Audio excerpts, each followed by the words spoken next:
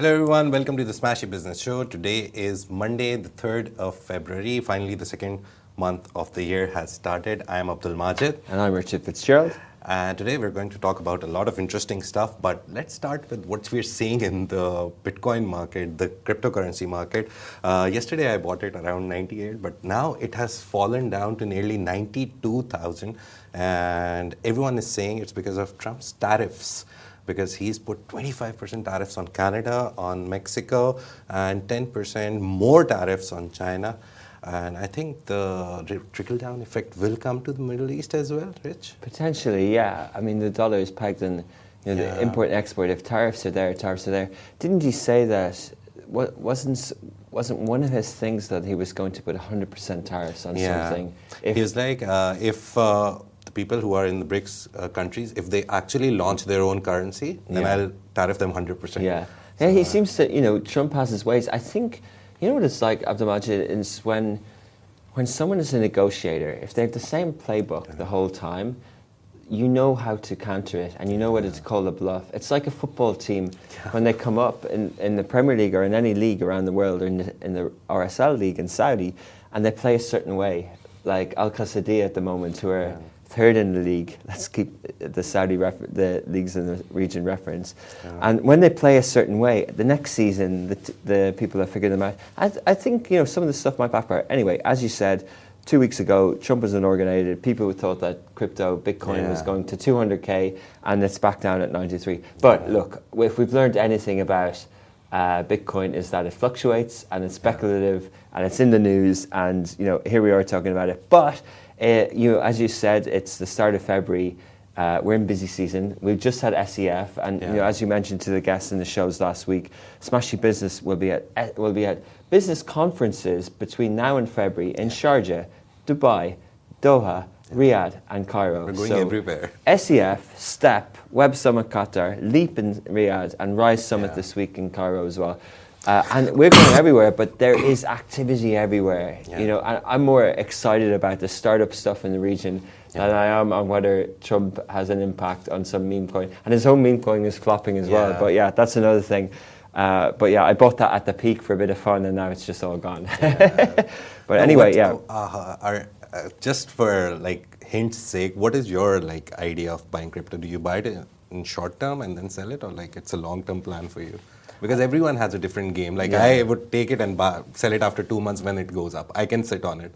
But everyone has a different strategy. Yeah, I've done different things over the years in crypto. I think I just more, try and see, related to the creator economy, try and see which are the tokens that, the token economy, what tokens are we actually going to use, which blockchain are we actually going to be used. So just keeping an eye on it from that point of view. I wouldn't say, there are people who say have percentage of your portfolio in crypto and Bitcoin, and I do know what that percentage is, but I'm not massively strategic about it. I'm one of the people who got stung by FTX, and I'm still waiting for my bankruptcy money back.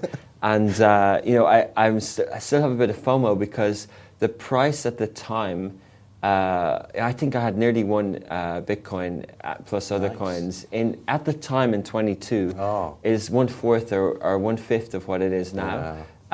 When he kind of December 2022 or so, nearly 3 years, and the 3 years of that money sitting there. So they're going to give the money back eventually, but at the price it went. So quite frustrating. So this has kind of held me off, of doing other things. But such is such. It's a bit speculative. It's interesting to keep an eye on it. I think we could talk about it at length, and we could talk about AI at length as well. But we have a lot to chat about. We may, or sometime soon, we'll do a Smashy Crypto show as well. We're already doing Smashy Sports Show. It's at 11 after this, so you can watch there all the updates. Sports show goes out twice a week. If anyone has any ideas, we have all these verticals: Smashy Green, Smashy Home, Smashy Style. But we're focusing on 2 or 3 for now. Smashy Entertainment, Smashy Crypto is there. There is news about it, and we will maybe we'll put this cut up on it soon enough. But Sharjah Entrepreneurship Festival, as Rich said, it was a big 2-day event. The highlight for me, one of our people, Worth, went there. She was there whole 2 days. And what I saw was Mohammed bin Ghati was there, Tawfiq was there from Brands for Less, Hind Al Mullah, Word loves it, we also love it, everyone loves Hind Al Mullah, every time you do a story or a video about her, it goes crazy. But all these entrepreneurs were there, you were there as well. What was your view of it? Like, did you think, was it at par with other events that are happening? And everything, there's so much happening. I think they, just like we mentioned about 1 billion followers summit, I think what SEF have done, and credit to the lady behind it, what SEF has done is created a brand, created something that's differentiated in the market, and attracts a great crowd every year. And it's very Arabic focused. I think there was some years at the start where they went for the big hitters. I remember they would use big budgets to bring in one big name. Talking Majid back like 6, 7, 8 years ago when they started, they'd pay a lot of money to bring Gary Vaynerchuk. And what happens then is people come to see the speaker, not to the event. Trevor Noah spoke at it. Who are the different people over the years? I might get mixed up with the book fair sometimes. But anyway, it used to be in the book fair area. And when they put it into the science and research park area, and it's also academia, so it attracts a lot of students. Anood from our Abu Dhabi office was there. She's an alumni for AUS. And then her brother is studying there, and he was there. And you could feel there was a lot of academy type and a lot of students there. They did nice initiatives. They had a sponsored pavilion for Palestine. They had a sponsored pavilion for Lebanon. Yeah. They have different stages. They have the creativity stage, which is an outdoor area, and it was rained off yesterday. So they moved us into the founder stage. Yesterday, the founder stage was full of people. Charlie White from Humantra. You mentioned. There was the Munchbox guy, and there was also Mazen, who we had on our profile from House of Pop. So a lot of born media startups from Dubai. I met Mustafa Koita walking around, lots of different people who have done it over the last 10 years. And I guess the next wave who are starting now, and then the next wave who want to come after. So I think you got that feel for it. I think they did a good job. We heard, we talk about it, Mo Gadat spoke about AI, and maybe we'll segue into that. So, obviously we know that Mo Gadat is well known. He's written books. He's been at Google for over 12 years. And when he started talking, I was like, this is interesting. And then he lost me because he obviously has a lot of views on AI, and he's, I think the reference you're going to make is the Spider-Man thing. And one of his points is that if you give Spider-Man positive tools, he'll use them. If you give Spider-Man negative tools, he'd be the baddie in the movie. And it kind of, he thinks AI is a bit like that, So he also warned that by 2029, AI will be 1 billion times smarter than the human brain. So that's what Mo Gadat says. And he also talked about innovators, policy makers, users in shaping AI's trajectory. I've seen this trend, Rich. I think you would agree with me. We've seen this trend over the years now, like last 2 years. Every event you go to, be it food event even, they've tried to incorporate AI somehow because it's the buzzword. So did you see a lot of AI in SAF? Like everything was about AI? Like if there was a topic, it somehow moved into AI? Yeah, a bit. I don't think it was fully in the programming. I think they do a really good job at mentorship and education. John Acker, the Lebanese comedian, did a talk about how to fail first, And he was standing up, and he's a stand-up, and the room was full. It was in the MR-sponsored sort of sustainability area yesterday afternoon. It was just a nice buzz, and he was getting last, but he was talking about failing. And one time he got arrested. He couldn't talk about it for 3 years. Now, if he got arrested, he'd talk about it in the afternoon. And he just talked about failure. And the talk that I gave with a beer from Obox, it was a kind of a fireside chat. So the title was all about burnout and creativity. And, we obviously talked about loving Dubai and, our editorial stance and things like that. But the theme was about managing burnout and either through toxicity of social media or services industry or things like that. So I just thought the programming was quite good. I didn't think they were shoving AI in unnecessarily. And again, I didn't attend every talk, but as you said, Hind Al Mullah talked about home bakery, wasn't talking about AI. Brookie, which, the lady from Brookie the Cookies from Australia, and let me tell you, the queue outside that place, 3 Phils had a really nice place, Salt were there, Mr. Brisket, like the food situation in SEF is really good, like really good. Yeah. And lots of nice coffee places around the place. And actually it stands out amongst the conferences as being good for food, Yeah. even last year. And there was a startup place, there's local perfumes, there's local scents, there's loads of things like that. So it's actually not pure tech, I think is the point. And the Sharjah Entrepreneurship Festival, we saw handcraft brands and different things like that. So not all AI, but yeah, what I liked about Mo Gadathan is he has the Californian lens. So he was able to articulate how AI can be subjective based on where it's from. And I think he spoke so well. He was so happy about DeepSeek. He was just so happy about, that DeepSeek kind of came along and that as much to say that the California AI wasn't going to be a Californian monopoly, which was good. Yeah. So there was awards as well for startups. There was awards. If you're on the show, you can see this. Which camera am I looking at? This one. No, there we go. We also got a Partners Award, Smashy Business, and Augustus Media as a whole. And Rich was there to collect it. Quite happy to get it. Yeah. It's nice. And you know what? One of the reasons we do Smashy Business is to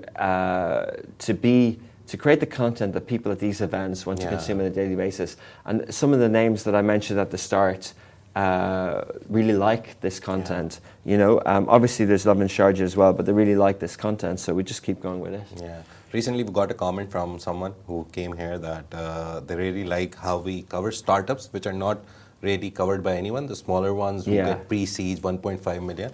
So we're trying to do our best. Do you remember that story, Majid, about the lady who had the hijab, the burkini in New York? Yeah, she did a Lara something. Lara something. Yeah, what's the name of she the follows brand? us. Let me. She found the name of the brand because she likes every post of ours. At the end of the Kicks, talk that Lara I gave, Kicks. Yeah. she spoke up really nicely, and exactly those type of brands that are growing, because that's active leisure. It's bikini. It's obviously for the region, and these are the types of brands that we want to document. Yeah. So that's what's happened at Sharjah Entrepreneurship Festival. If you want to see what else was happening, you can go to our socials, follow us, and you'll get all the updates. We're going to publish more interviews of the people we got hold of, Tawfiq, Bengati, and everyone else who got her hands on. And for football fans, Thierry Henry was there as well. Yeah, Thierry Henry was there. I was telling my friend that I rough, when you're rough with numbers, but I'd say about 60% of the audience didn't know who he was, of the whole attendees, because it's generational. He's not the Gen Z footballer. He's an old guy now who sits on Sky News and does analysis. But for us, he was great. He was good when Arsenal won the league in 2003, which is 21 years ago. Yeah. And if most people are 20 there, then they're not going to know who he is. Thierry Henry, I remember Word sent a quote that he said that if you're not successful, don't talk. I don't know what the context was, but that's, I guess, his idea of being successful. Get to success first and then talk about success. Fair. Yeah. So let's move into one of the very big players in the Middle Eastern market, and especially in the Dubai and UAE market, Mr. Khalaf Al Habtoor. He's been in the news quite a lot in the past few days. What we saw especially was when he said that he's pulling out of Lebanon, and then he did an interview with Reuters through Zoom that I pulled out because I got a lot of death threats, and it was like I'll be killed and this and that. And finally, after all of that, came a news that Al Habtoor Group, which is his group, has everything. I think they're into cars, they're into hospitality and everything. Their biggest part, hospitality, Habtoor Hospitality, is going for an IPO. But the interesting part about all of this is that he has said that they will go for an IPO quite multiple times. I was looking for it, and he said the very first time he highlighted this was in 2011, I guess, or 2012. 2012, this is the first time he said we'll go for an IPO. Then in 2016, he again said it. 2021, he said it, that we're taking 30 to 35% stake and we'll list it in third quarter of 2022. And now, after all these, he's finally said it again. So we've seen IPOs over the years. Last year was big for IPO. Talabat went on DFM and Lulu went on ADX. Do you think his IPO will work? He has a big name. Yeah, I think it depends, what's the difference between MR Hospitality and MR Properties, on the stock market? Like, which is more liquid?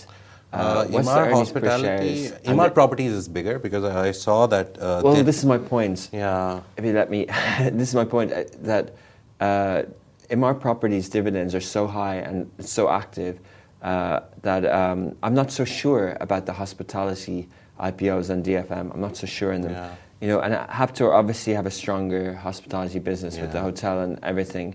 But I think it's positive. It's good if these companies go out. It's better for me. We've seen reports, a lot of consultation firms and all these guys, they keep doing reports on how 2025 will be for IPO. Saudi Arabia is a growing market. Every day, Nomu is getting a lot of attraction. I saw that. And I wanted to do something on it, but it's quite general reports that, IPO will boom. But we'll see soon enough. Lulu, I remember last year, at the end of the year, they were trying to go for ADX and Tadawul both. But then they pulled out of Tadawul and only went for ADX. So this year, there is plans that Lulu will most probably go for their IPO. What we've seen, with Mohammed Al Abar, we saw, you did a story last week of Americana Group buying into more chains. But, let's put what's under the portfolio of Al Habtoor Hospitality. There's Hilton, Al Habtoor City, which everyone knows that development's ongoing. There's Waldorf Astoria, which has been really good over the last 10 years on the Palm. They've got the Metropolitan, which was the OG hotel in the same place as the now Al Habtoor City, but they rebuilt it on Sheikh Zayed Road. V Hotel, he's been posting videos about his new hotel, Intercontinental in Budapest. They have the Hilton London at Wembley, the Imperial in Vienna, the Presidential Abraham Lincoln Springfield, Doubletree by Hilton. So he's got a lot of this stuff. But yeah, as we said, when we looked at competitors, we gave the example of MR Properties and Aldar Properties, but that's different to hospitality. Yeah. And I think my point was trying to make that I think the property listings of the groups do better than the hospitality ones. But who knows? Like we've seen with, people would have written off the sort of franchise chain, especially during the COVID and Corona and all the different delivery apps and the changing nature of consumers, but still we see that Americana Group is weathering that storm. Yeah. Mainly, what is your opinion, to be honest? You've seen the business market for so long here. You've built a business. We're going into now the 10th year, most probably, for Augustus. This is the 10th year. We'll celebrate our 10th anniversary in August. Over the period, you must have seen a lot of IPOs. 2024 was good. Do you think that it will continue in 2025? Do you think IPOs are good for this region? Yes. Yeah.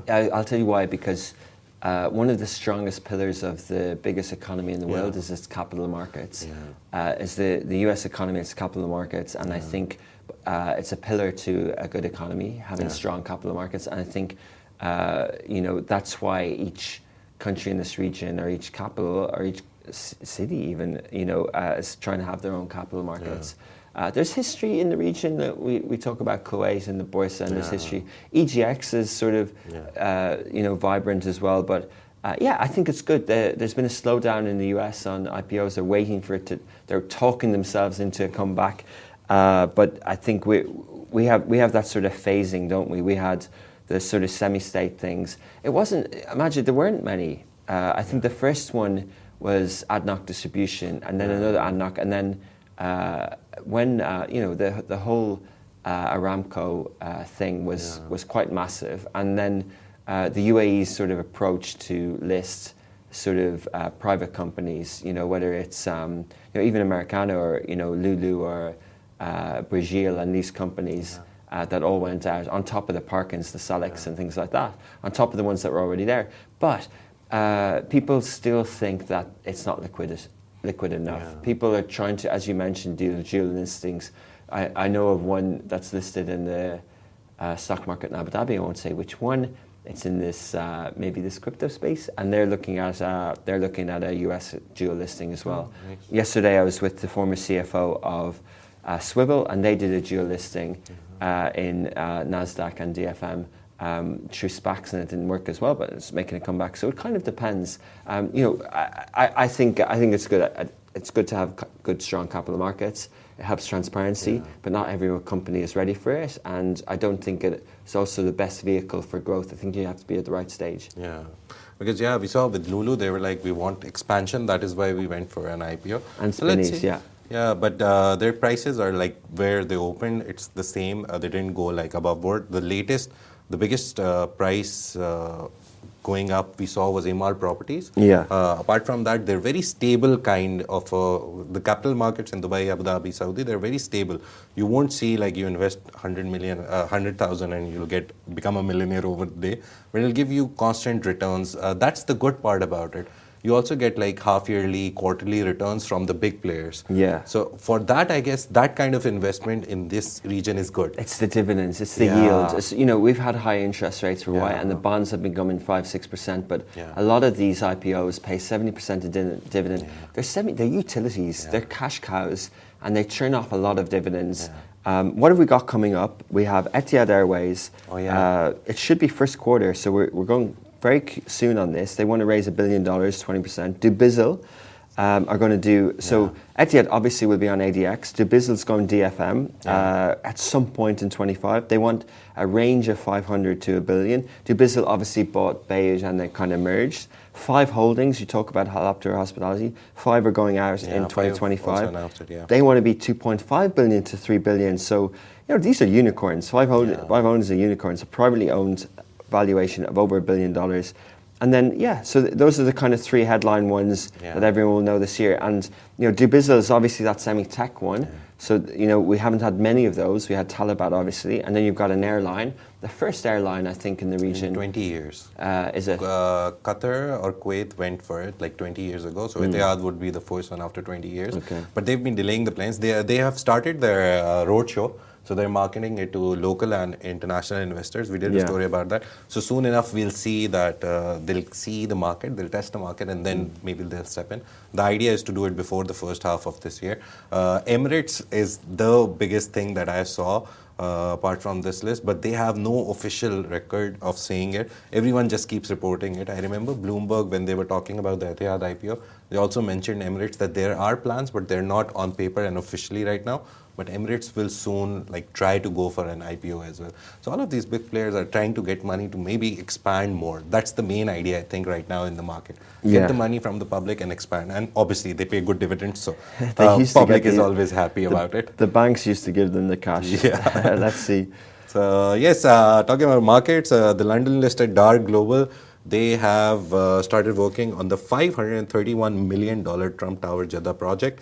It's actually 2 billion Saudi riyals, but rounded off into dollars, it's 531 million. They've given the first contract. They've awarded the enabling works contract specifically to specialized Italian foundation company SIFCO. SIFCO. And let's see, the construction has started. We saw a lot of talk about it when Eric Trump also came here for Bitcoin MENA last year. And everyone was talking to him about, what's happening in this. But Dar Global has 2 or 3 projects with them right now. They're also developing a villa kind of whole community, 200 villas. And that's also going to be linked to Trump. Where's that going to be? That's also in Jeddah. Yeah, and they have they partnered with a residential project in North Riyadh with the luxury jeweler Moawit to launch a 205 million residential project. North Riyadh. This one is North Riyadh, near the World Expo. So these things are happening in the market. The Trump organization. New Murabba is also North Riyadh, but there must be an extended site. Next week I'm going to Leap, and it's in what's the name of the place? But it's 40 kilometers north of Riyadh. It's got a name on it. I should know it. Anyway, so a lot of activity happening in the north sort of northwest Riyadh. So it's going to be a very busy season in Feb. We've kicked off with the first event, Sharjah Entrepreneurship Festival. We'll get you all the data on that. There's World Government Summit, which is one of the biggest Dubai centered event. A lot of government officials come. There's 13 heads of states, 30 plus ministers coming. We'll talk to you about that as well. Leap is happening. We'll give you all the updates from the event itself. Rich is going. And Malham, I think, is the name. Yeah. Oh. Yeah, keep going. Yeah, and we'll have Saudi team working on it. And at the end of the month, we have Web Summit Qatar. And that's going to be one of the biggest events. I'm going to with Rich. Yeah, we'll give you we'll all do the live show from the floor there. Yeah, Step absolutely. is also happening this month. There's another event. I just randomly got a WhatsApp message, a marketing message. AI everything. That's happening on February 4th. It's a one-day conference. That's happening in the way. So yeah, there's a lot happening. That used to be kind of, wasn't there an AI everything part of GITEX, that logo? I think it's the same. It's kind of like a side event now, which is happening after GITEX, but GITEX was great this year. So yeah, we'll see you tomorrow on Tuesday. Most probably Word will be back, and we'll miss you, Subscribe Rich. to the podcast, guys. Get the email. The email goes in your inbox for free, 7 days a week, 6:30 in the morning. Get your feed of information. I always learn a thing or two, so well done to Majid and team for that. And of course, follow Smash Your Business, YouTube, TikTok, X, everywhere. We've got a lot of Arabic shows out there as well. See you next time. Glad to be back. Thanks for the show this morning. Thank you, Rich, for joining us. It's really nice to have a chat with you always. Just in half an hour, we'll be doing the Smashy Sports Show, so don't forget to join there as well. We're going to talk about all the stuff that is happening in the world of sports, in the Middle East especially. Thank you very much. Take care. Have a great day.